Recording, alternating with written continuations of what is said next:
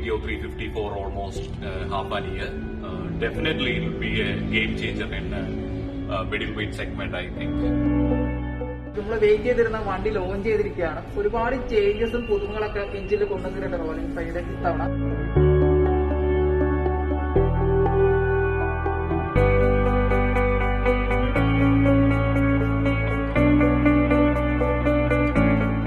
വണ്ടി കിട്ടിയിട്ടുള്ള ഒരു പൊളി പൊളിക്കാൻ.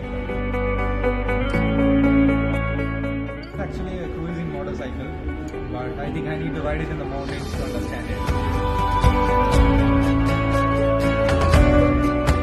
Looks like Thunderbird 350X, but exactly its keyless and its DNA is totally different from Thunderbird 350X. Ride it and feel it.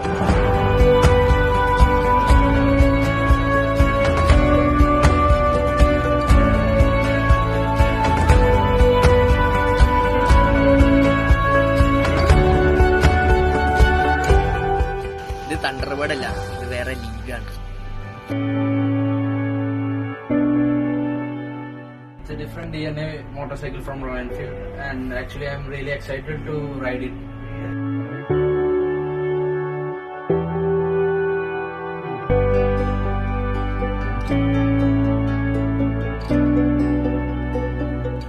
തണ്ടർബേർഡിന്റെ ലുക്കും കാര്യങ്ങളൊക്കെ ഉണ്ടെങ്കിൽ പോലും എൻറ്റയർലി ഡിഫറെന്റ് ഒരു കാറ്റഗറി ബൈക്കാണ്.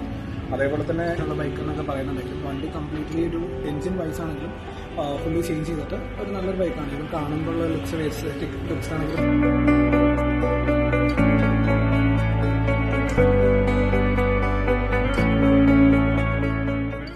DKയുടെ ഭക്ഷണയാത്ര മൊത്തം ഈ വണ്ടിയിലായിരിക്കും. Royal എൻഫീൽഡിന്റെ Meteor 350.